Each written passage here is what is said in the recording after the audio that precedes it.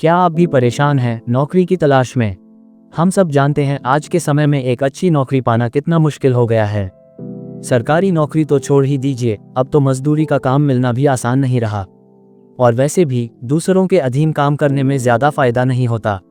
यही वजह है कि आजकल बहुत लोग अपना छोटा मोटा कारोबार या व्यवसाय शुरू कर रहे हैं, लेकिन हर किसी के लिए वो भी संभव नहीं होता। ऐसे में सबसे बेहतर रास्ता यही है, कोई अच्छा सा हुनर सीख लिया जाए जिससे हम अपना खुद का रोजगार बना सकें।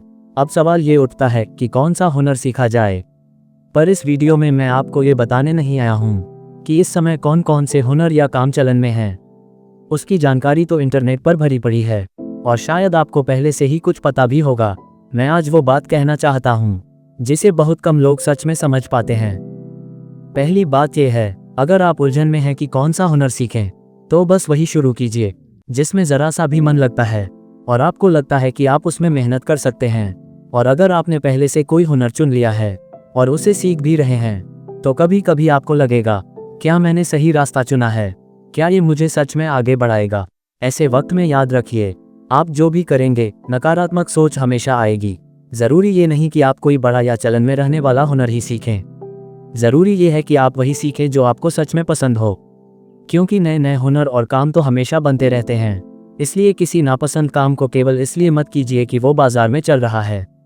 जो दिल को अच्छा लगे वही कीजिए, क्योंकि हो सकता है कल वही काम किसी नई दिशा में बदल जाए और तब आप ही उसे सबसे बेहतर कर पाएं।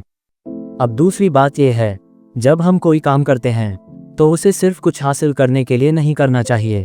ये बात सुनने में थोड़ी अजीब लगेगी, पर आपने भी कभी ना कभी महसूस किया होगा, जब आप पूरी मेहनत से कोई वीडियो बनाते हैं, उसे YouTube पर डालते हैं, लेकिन उस पर अच्छे परिणाम नहीं मिलते, तो मन कितना टूट जाता है। और यही बात हमें आगे बढ़ने से रोक देती है। इसलिए कोशिश कीजिए कि आप उम्मीदें छोड़ दें। कुछ पाने की चाह से ज़्यादा उस काम को करने का आनंद लीजिए, क्योंकि जब आप किसी चीज़ को दिल से करते हैं तो उसका फल किसी न किसी रूप में ज़रूर मिलता है। और अगर कभी असफल भी हो जाएं, तो सालों बाद जब आप पीछे मुड़कर देखेंगे तो कम से कम ये सोचकर सुकून मिलेगा कि आपने अपनी ज़िंदगी में कुछ करने की कोशिश तो की थी। अब अगर मैं अपनी बात करूं, तो मुझे भी वीडियो एडिटिंग में दिलचस्पी है और मैं इसे सीखना चाहता हूं। तो चलिए हम सब अपनी अपनी यात्रा की शुरुआत करते हैं।